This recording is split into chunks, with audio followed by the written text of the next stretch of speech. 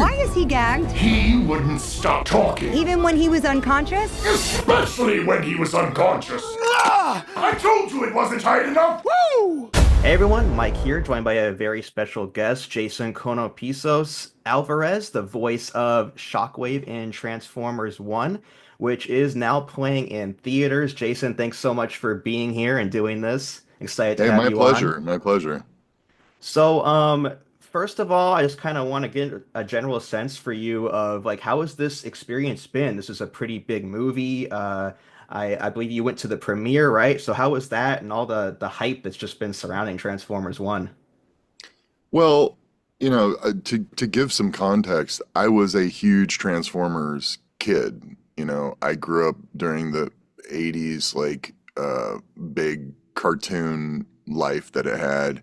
I had all the toys. I remember the day that the Dinobots came out and was just like mind blown. Dinosaurs, robots together, So when I first got a call, it was funny. My agent, Sandy, who's amazing, Sandy, thank you, at AVO, was like, there's a project.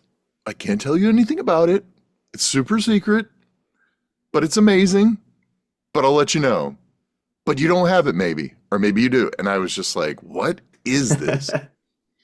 So it happened pretty quickly from the time I was told they were going to have me read to the time I actually read or performed the role.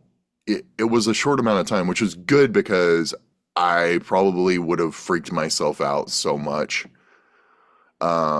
So I showed up the day and we recorded most of my stuff in the studio. First time I had met Josh Cooley, amazing director. I can't speak highly enough about his ability and him just as a person, very cool person. And a big thing for the project, especially for people like me, is like, you could tell from the beginning he had passion for the project. I know that's a big thing with like, in our industry, like true fans like want to know that the creators of the properties like really love the properties.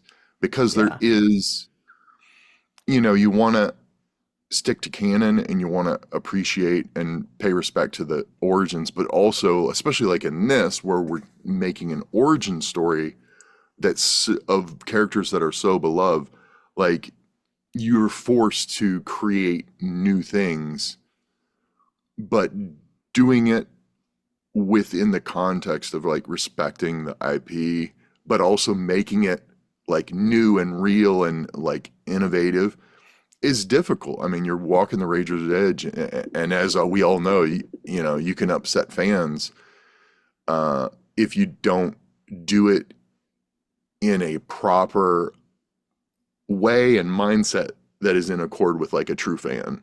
Mm-hmm. So that was great. We recorded, and then we had some other recording not too long ago. Within the last 8 months or so, we recorded some more. I actually play another character in the film. I won't give it away, but you can hear it. You can hear me perform the role. Hopefully, you can recognize that. Another fun character. And the experience was just. I mean, I know I sound like a cliche actor, but it was just amazing.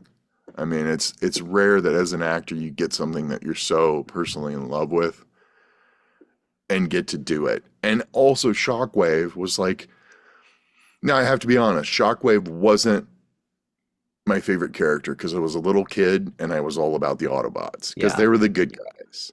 And, in the cartoon, you don't really get to humanize these characters as much. It's more plot driven. And, in this story, it's unique because, it's action packed and there's adventure and there's humor and all this, but really there's like depth, and you get to know the characters' origins on both sides. And you get to know, characters like Shockwave a little bit more than just, okay, we should attack now. Let's go to attack. And it's cool, and I always saw Shockwave and Soundwave as like cool characters, and Yes. Soundwave was voiced by John Bailey, who's become a buddy of mine.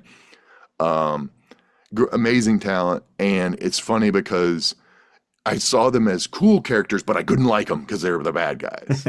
So they were like, I was actually kind of like afraid of them when I was a little kid. Um, but they're really, when you look at it, they are the coolest. I mean, Soundwave with the cassettes and all that from the original 80s thing was like, very cool. And, Shockwave, because he is the funniest and the strongest and the coolest. I mean, he's the best. I don't think I'm giving away a spoiler by saying that.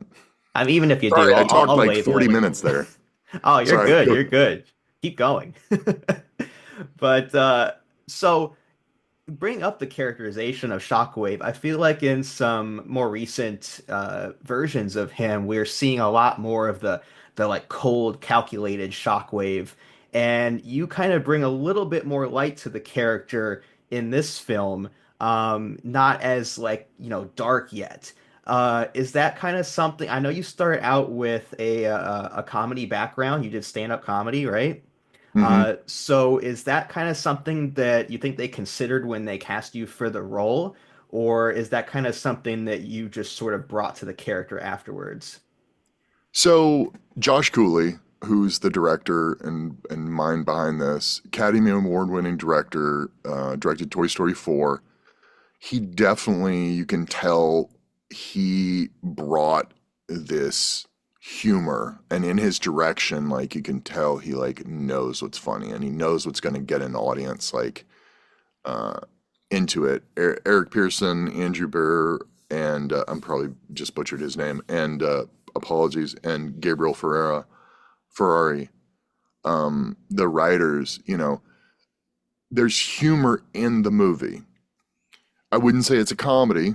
I would say it's an action adventure, you know, with a good dose of humor for the big screen.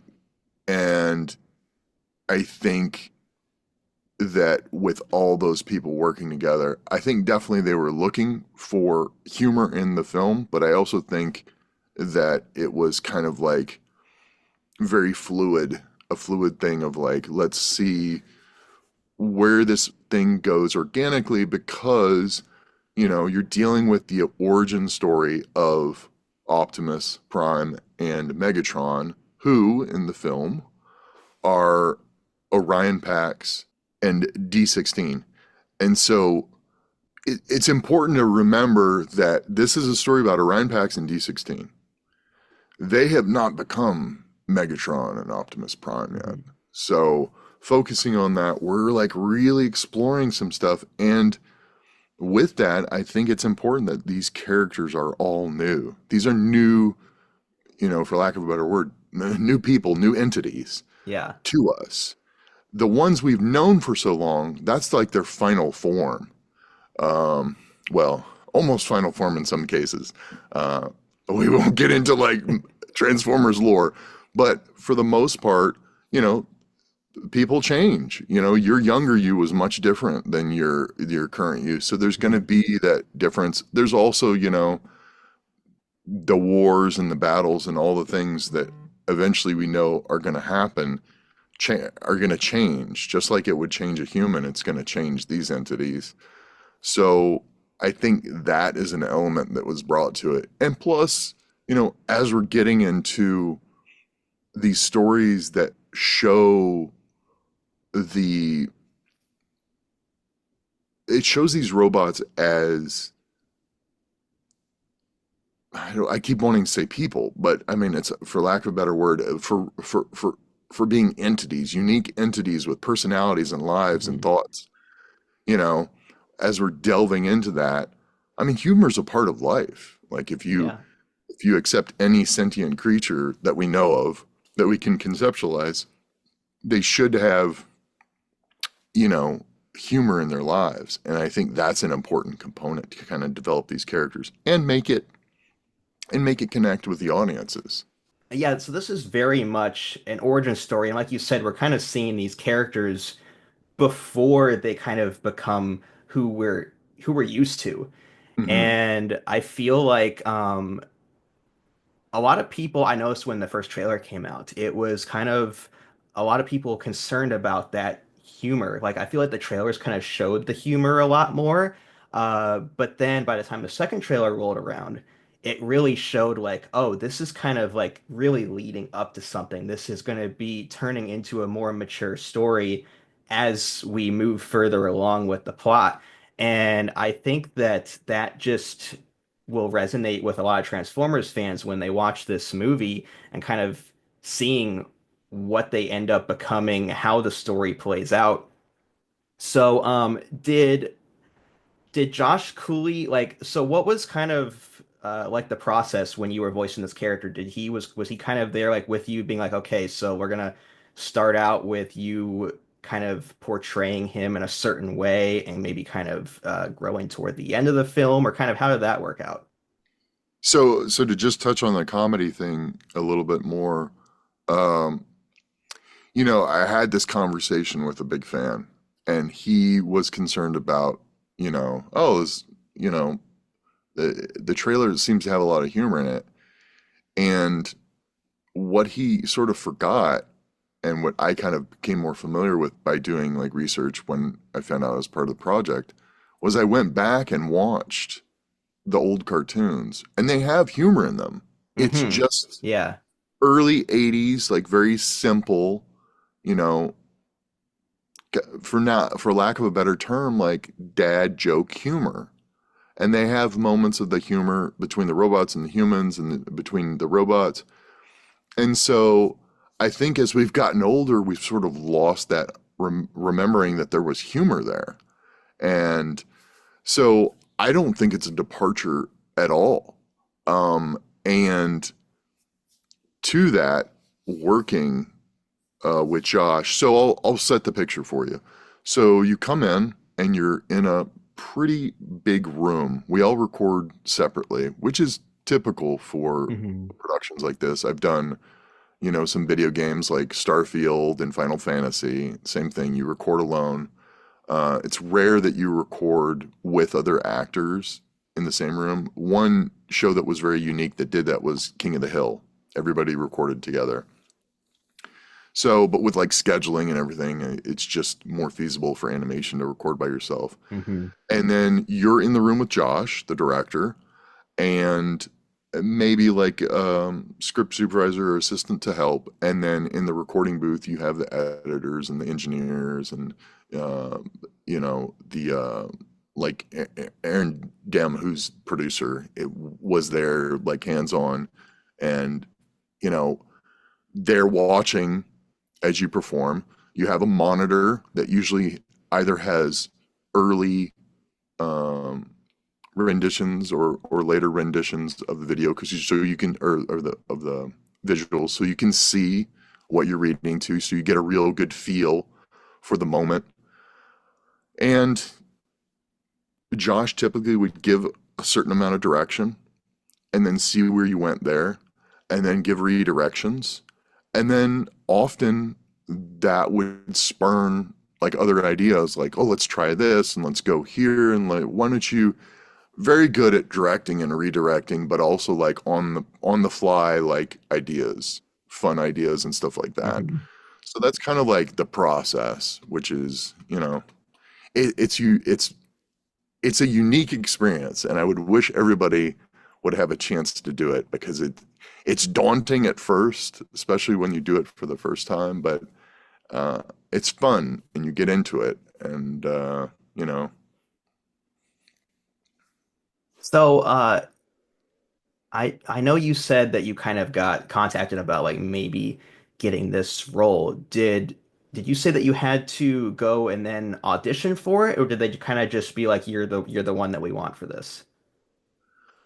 you know, the process. uh, so here's the thing: I get auditions sent to me in the morning from my agent, and typically I will do them throughout the day on my home recording studio. And so some days I could get as many as 24 auditions. No, Oh I'm not wow. saying, I'm not like bragging or saying that some days I get none. Hmm. Many days I get none. But in a given year, you have a ton of auditions. And sometimes they'll send you auditions where it's like, oh, we want this. You don't know what the project is, you don't know what the character is.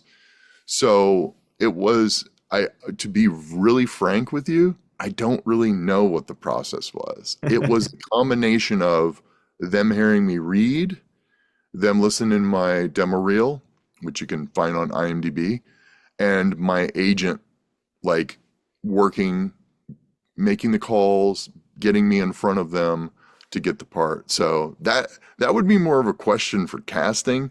And once I have the part, I'm sort of like, I'm happy to be here. I don't Like, want to I'm not ask asking any any more questions. questions. Yeah. So when you do these auditions, do you get like a try to be a robotic voice? Like how does that work? Do you like have certain guidelines when you're doing these voices? So in general, sort of the rule of thumb is you'll get sides, which are your character's lines. Typically, you get the script and it'll give you context, the other characters in the scene's lines. But unlike on camera, when you're doing on camera work, I also do on camera work. Unlike that, all you read is your lines and you skip over the other lines, which can be challenging, especially when you start. Some people record it with another person and then cut the other person's line out. Whereas, of course, when I'm doing a on camera audition, I have somebody else reading the lines off camera. Mm-hmm.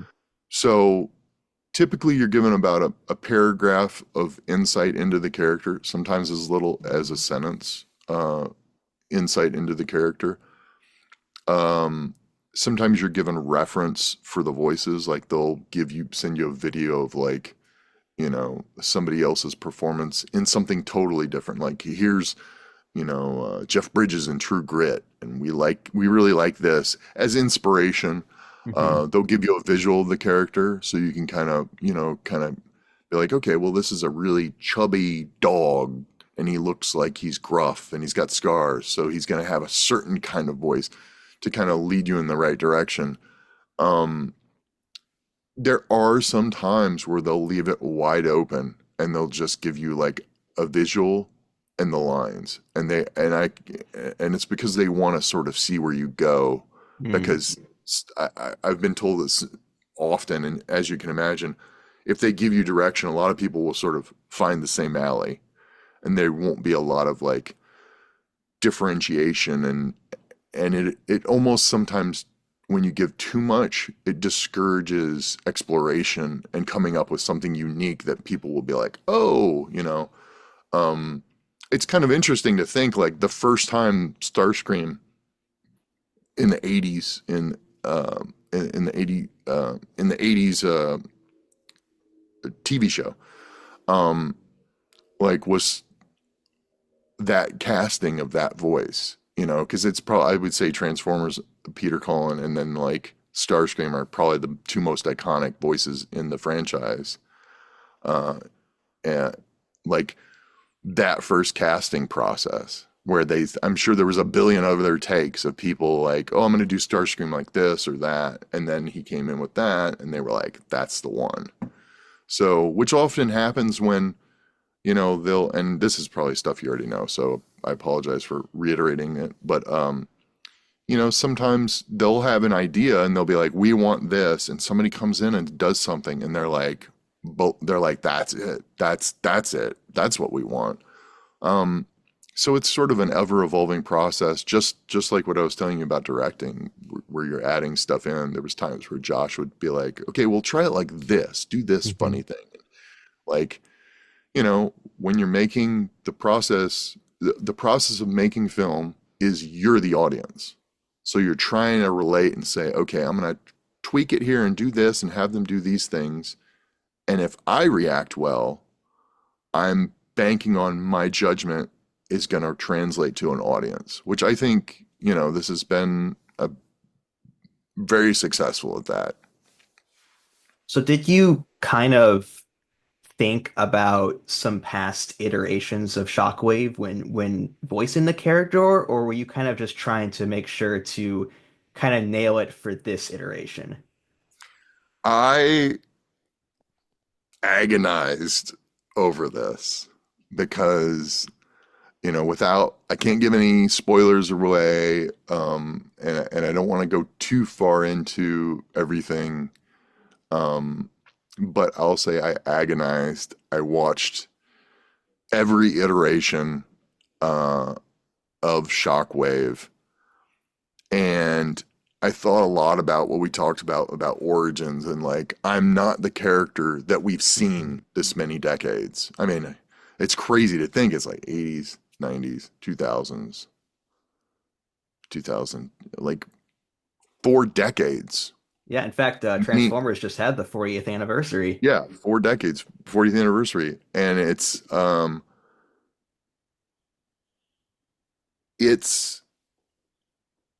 scary, and it's like really an honor to be like chosen to carry the mantle, at least for a time, for other great performances. And you want to make it your own, but you also want to stay true, just like what I was talking about earlier. You want to stay true to the IP and to the characters and to the like tone and the mood of everything. But this one especially, because it was like an earlier version of him. He hasn't been scarred by war. He hasn't had, you know, all these battles, all these, breakups of friendships and heartaches and all these things that sort of like meld you and hammer you into who you are. So, yeah, I kind of I played with a lot of different ideas, and this is sort of the one that sort of stuck. And I know Chris Hemsworth definitely had a really big role to take on because everyone knows Peter Cullen as Optimus Prime. Yeah. And I think both he and everyone just did such a great job capturing that pre-war character. Everyone still seemed like this is who they are, but it was really just like you said, just kind of like that younger pre-war torn versions of themselves. So that was really cool to see. Um, so we won't talk about which character because I know you said that you don't want to like give it away, but you did do a voice for another character in this movie. Did that come about after you got the gig as Shockwave, or was that kind of a package deal from the get-go? I think that was more of like a fluid occurrence, so especially sort of some of the smaller characters. Like, I'll give you an example. Final Fantasy 7 remake. I think I did like 19 characters in that. Oh wow. And often you don't know, especially like in video games or projects with like huge casts, you often don't know. And I don't play a ton of video games because I'm terrible at them. I'll like get my nephew and I'll be like, "Hey, I've got a new game coming out. Could you play it and let me watch?" Um, so I did a ton of characters. I don't even know how many made it in the game. I know at least a handful did. And then other games like Starfield, I did one character who was a named character, Albin Joban, and I had so many lines in that they didn't ask me to do anything else, even though I know they had a ton of stuff to do. Often when you do a character, they'll have you do wall of lines, and like in the crowd at the race, you have so many voices you have to get in there to layer and texture. They'll often, when you come in for these, they'll say, "Hey, will you do like a cheer? Will you go go Ryan," or something like that to just fill in. You'll never hear it when you watch the movie, and in fights and stuff like that to give it texture when there's a lot. But typically, the when you have numbered characters are like guy in the audience number 5, and they'll have cast fill those in.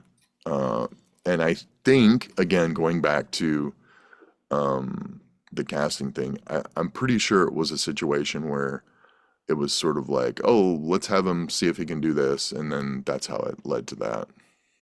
I know you said that you kind of record like a lot for these for the movie, for the video games, for anything else.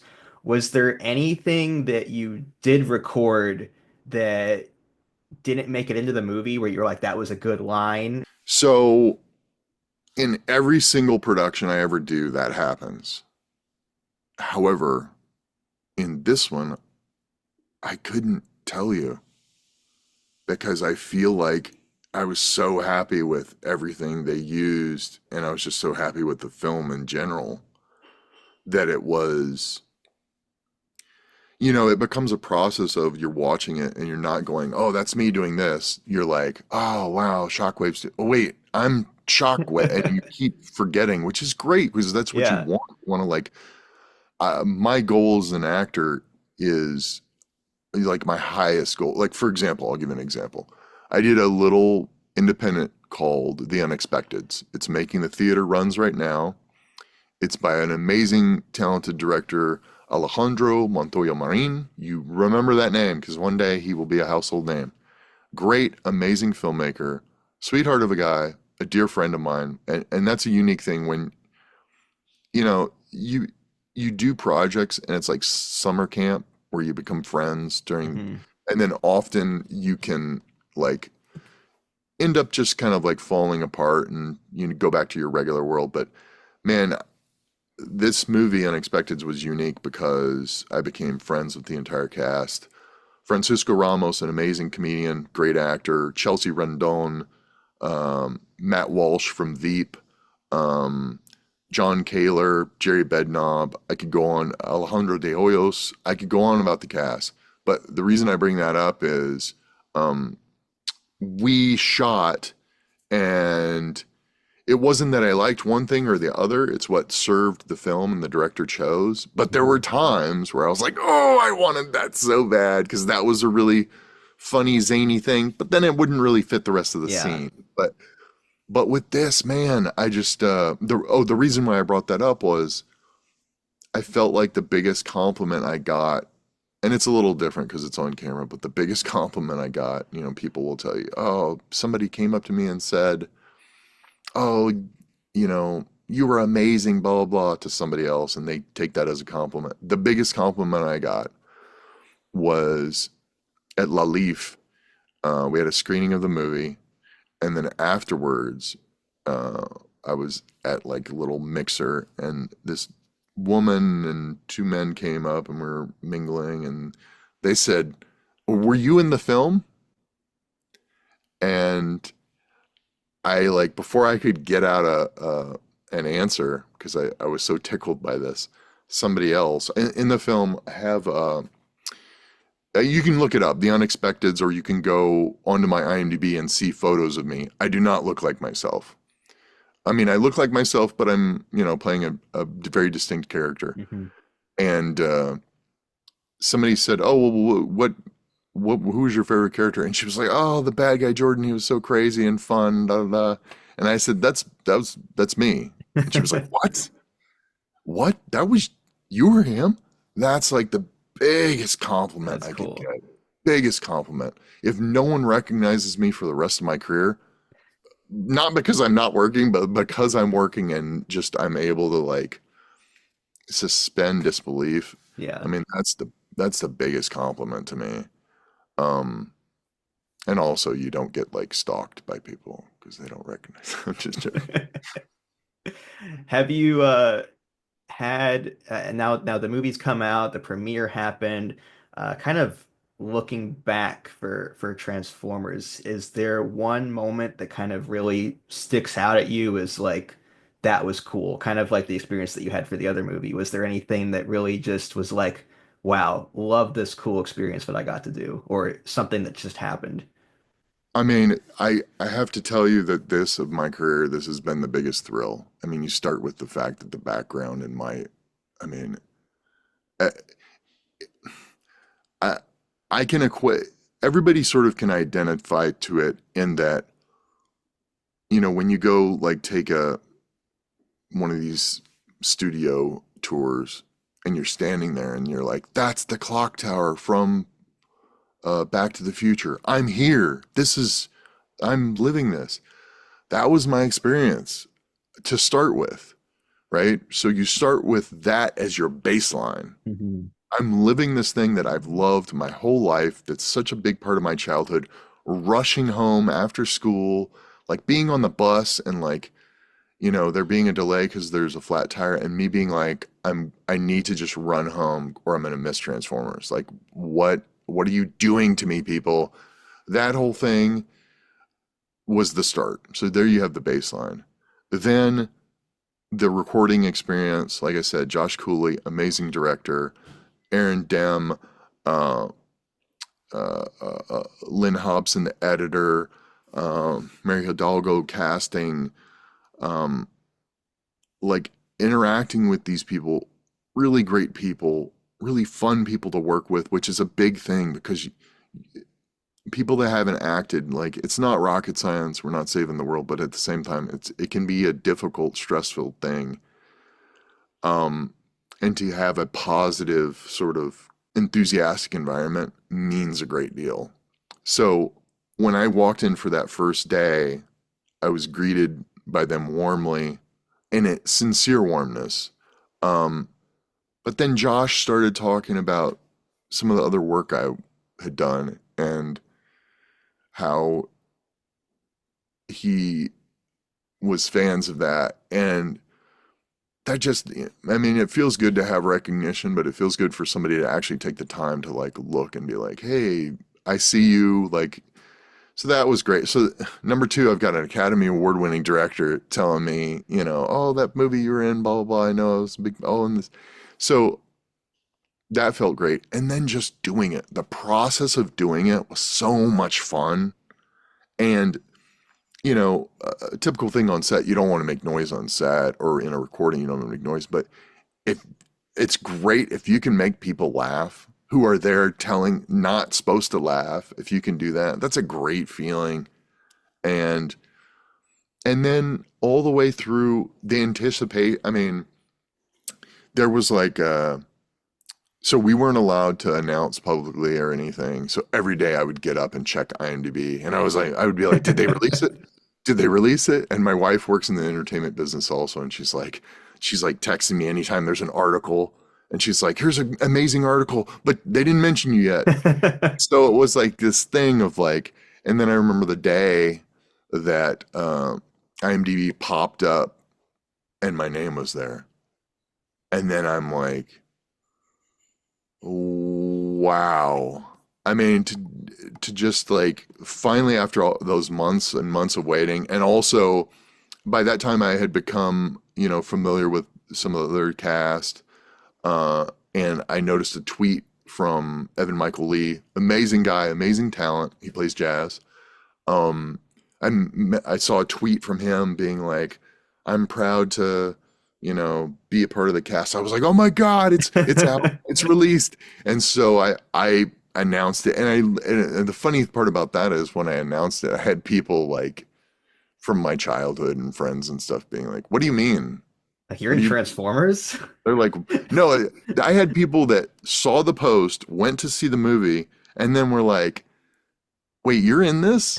And they were like, your name is in the credits. Like, you were in it? And I was like, yes. Why did you think I said I'm in this?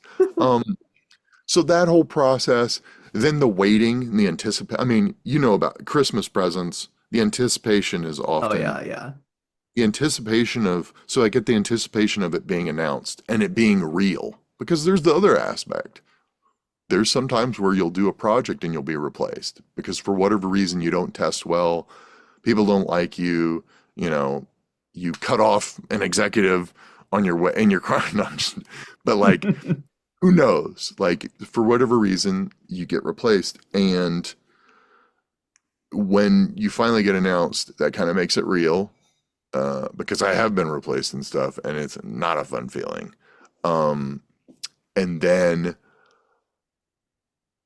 the pre-screenings. So the first pre-screening I saw was with the press. It was like, and I'm watching this, and my wife is to my left, and there was a guy and his son there, and we had chatted with him a little bit, and it was just, I felt like I was in like the best kind of car accident. I felt like in shock. I was totally in shock watching it. It was great. And then, um, you know, the whole team was there, Josh and Aaron, who I've already mentioned, but also like the music. That's a big thing about this movie. The music Yes. is amazing. Brian Tyler did a great job. Dude, Brian Tyler is amazing. He's a sweetheart. I got to meet him because a lot of these people that you're working with, but you're not actually like getting to Hmm. meet because it's so segmented. I got to spend some more time with Lynn Hobson and talk to her. She's an editor, amazing. Jason William Shearer. I'm not. I might be butchering that last name. I apologize, but the world he created, man, I just can't. And to that, so I've seen it 6 times, but I'm going to tell everybody right now, just go see it on one of the special features. Like the 4D, I saw it in 3D, and I've got a bad back, so like any movement or stuff like that, I can't Hmm. really handle. But like they've got several different options to like do a more immersive, and I highly recommend them. 3D was great. Seeing it regular is great. It's a good movie. I've seen it like that 5 times, and I don't see movies more than once. I don't like to see movies over again. But this one, not just because I'm like, oh, there's me again. It's a fun movie and it's fun to share, especially like it's a movie that you don't have to be a Transformers fan to watch because you're you're stepping into this world, you're learning these characters. It's not a movie that just for kids because it plays well to adults. Yes. Um, it's just a good all around movie. And so, like I was saying, like at that event to see it for the first time, and like Lorenzo di Bonaventura was there, and he's like, the Transformers Godfather. I was like afraid to talk to him. I was standing next to him, and I was like, "You should just say hi." And I was like, "No, don't say hi." Anyway, so I talked to those guys and I was like, this is the first time I've seen it, and it was a great experience. And then I saw it again probably 2 weeks later with like creators, like a room full of creators. Hmm. Oh, I mentioned at the original screening for press, I walked out and I was walking by the guy we were sitting next to and his son, and Lynn had said something revealing that I'm Shockwave, and they were like, "You were Shockwave?" So that's a fun. It's like that was Yeah. probably my first like fan interaction, and it just felt good. It felt good to like, be a part of something that's giving a fun story, like letting people escape from life for a little while and see a story that everybody loves. And then the creator thing was interesting because it's like a bunch of young influencers that, are Instagramming and this and have millions of followers, and it's just another world that I'm not really familiar with or understand how to like. I'm really bad on social media. I'm trying, but I'm like not. But they're like so adept at it, and like, um, but it was fun, and the studio like had just such a fun experience. Um, I ate way too much popcorn, and again, it felt like new when I was. That was the second time I watched it. And it felt like new, and then since then I've just watched it in theaters. And I've popped into a couple screenings where I just want to see the audience. I just watch the audience and like enjoy that. And then, it's just been, it's literally, you asked me, sorry, I've been talking for like 45 minutes. You, you asked me like, what was like that one experience that was like really great. And honestly, it's just been like experience after experience after experience. So I can't speak highly enough of it. I know the reception to this movie has been incredible. Everyone's calling it like the best Transformers movie. I've seen it 3 times now. I saw it for the first time back in August at an early screening, and people were treating it like an Avengers movie. They were cheering, they were Yeah. clapping and everything, and it was just a super cool experience. I haven't been able to see it in 4DX. I think unfortunately it's not in my theater nearby Mm, anymore. I wish they would take those premium showings and kind of extend them longer. It's like you got to get to it right away or you can't get to yeah. it. But I was able to at least see the trailer in 4DX. I went to see Twisters about a month ago in 4DX, Oh, and they played the Transformers trailer in front of that, and the people were just eating it up. They loved it. They were laughing and everything, and it was just such a cool experience. And I'm probably gonna see it a couple more times in theaters. So I'm sure there's gonna be like Oscar buzz about this movie. I feel like it should be nominated for Best Animated Picture. I think it's got a great shot. Definitely one of the best movies that's come out this year, I feel. I'm not going to argue with that. So it's been like as a Transformers fan, because I started into Transformers probably around like 2009-ish. I think when the second live action one came out from Michael Bay. And then Mhm. since then I've kind of gotten into the video games. Transformers Prime, feel like was a big part of my childhood back in high school when I watched that. And that was Mhm. also cool to see Brian Tyler come back from because he scored Transformers Prime and then come in to Yeah. do this movie. So that was cool to see. So just I feel like this movie has so many different aspects of different iterations of Transformers, but I feel like all fans will end up loving. Everyone's going to have, I feel like, a piece of their childhood in this movie. So like everyone from you to the rest of the cast to the director to everyone doing this movie, it just feels like there's so much care put into this. And Yeah. just as a fan of the franchise, that's just really cool to see. And I just want to ask, because I know you said that you have, kind of grown up with Transformers and Transformers has been a part of your life. Besides like maybe like G1, are there any other um, like Transformers shows or movies that you really like, or is it maybe just like G1, or kind of like No, which because I ones mean, stand out to you? so first of all, just to go back real quick, I gotta do a shout out. I mean, not like they need a shout out, but like Helmsworth, like you said, like the pressure that he was under, way more than any of us. Yeah, The yeah. pressure of him to perform, and I think he knocked it out of the park. Brian Tyree Henry brought like a whole nother depth to Megatron that I don't think people were expecting, and I think they were blown away by like, Yeah. people expected Megatron to be Megatron, but he's not, right? It's D16. D16. So Keegan Michael Key was just amazing, and everybody else, the from the names like Buscemi, Fishburne, Ham, who are going to be, they're going to be great, to some of the cast members that you don't know, like I mentioned, my buddy John Bailey, Evan Michael Lee, Isaac Singleton, like Steve Blum, like all these people just, were great. Um, and I think it gave that richness that was really needed for this to like be successful, and you can see the love like you said. But in relation to me, I was a Gen 1 kid, uh and thank God for Michael Bay, when he did, um when he decided to do Transformers as a live action. I remember that, and the kid in me was like, what? Live action Transformers? This is going to be crazy. And I was a fan of all those. Don't think I've seen all of them. Bumblebee was great. I think I saw the first three.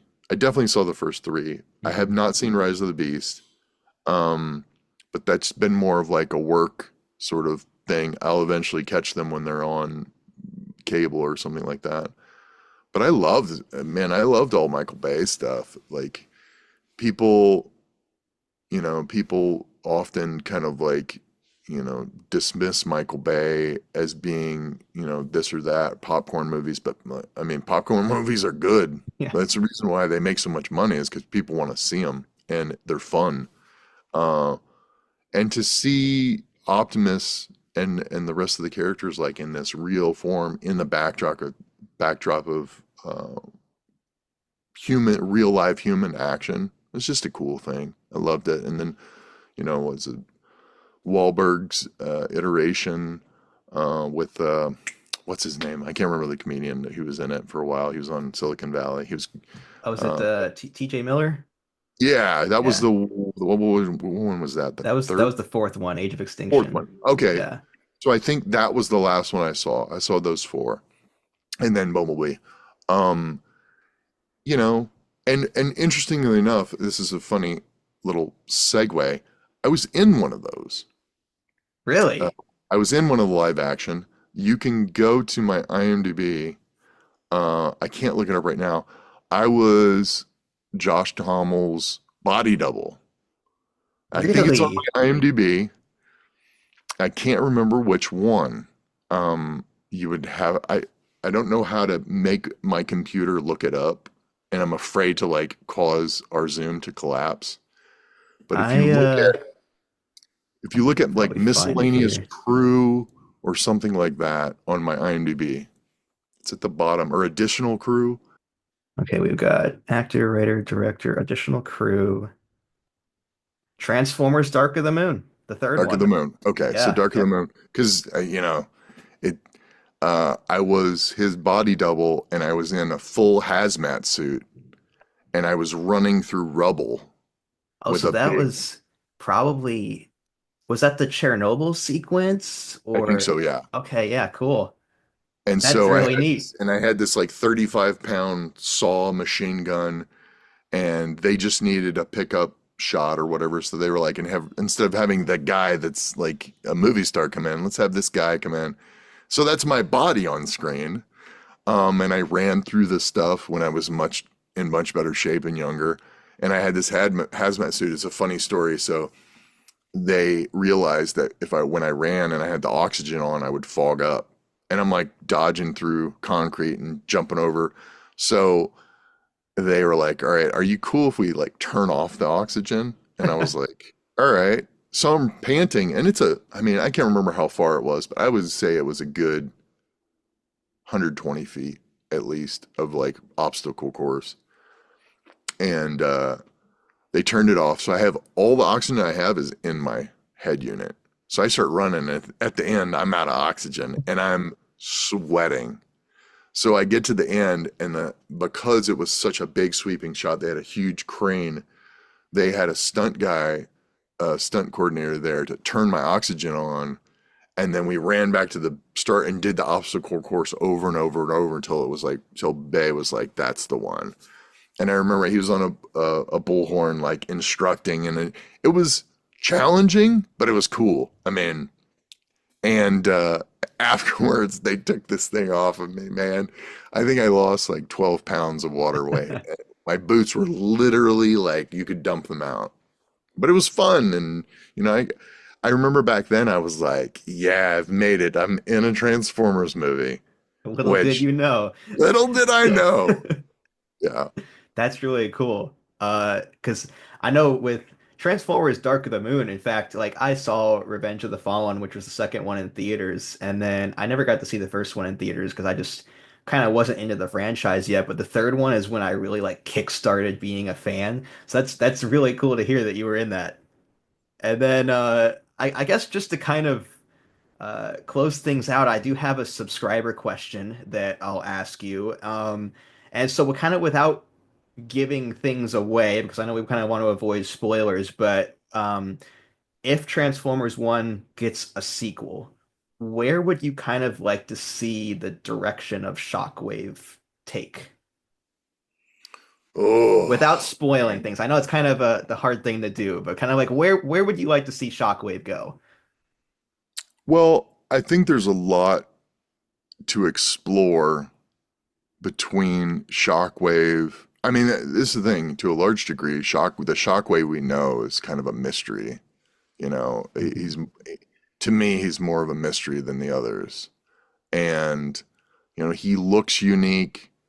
He is unique. And so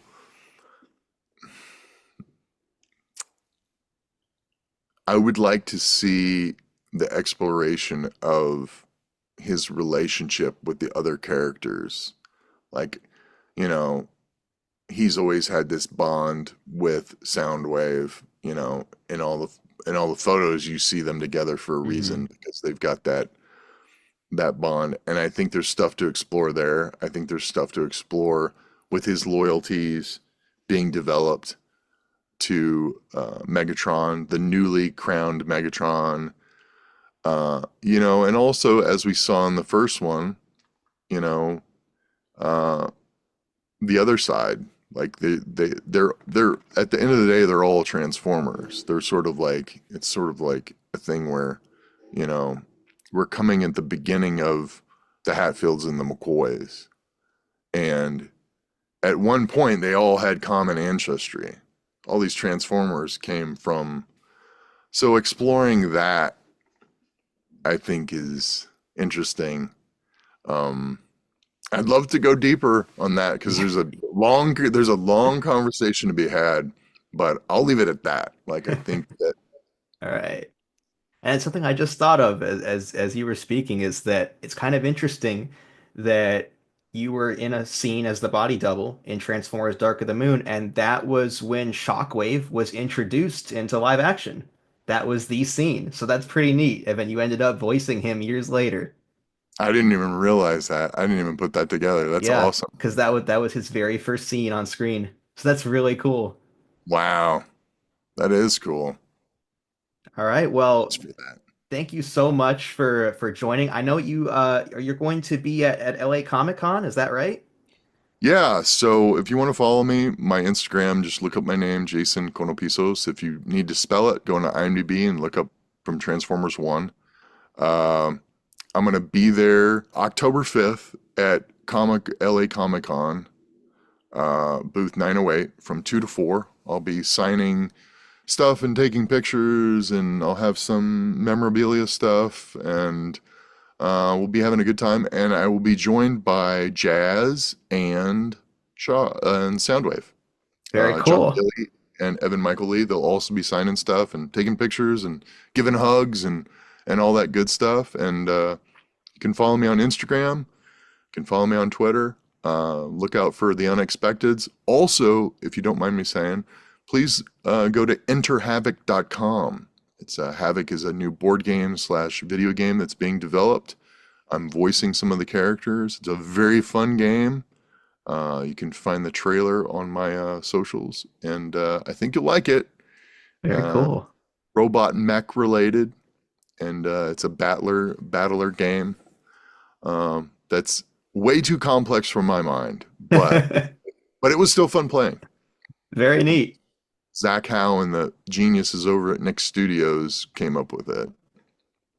All right, so everyone be sure to check out that and also make sure to see Jason and a couple of other cast members at LA Comic Con. Again, thank you for joining. It's been great speaking to you, and everyone just needs to go out and see this movie. It is such a great movie. I loved it so much, and just thanks for being here again. Hey, my pleasure, buddy.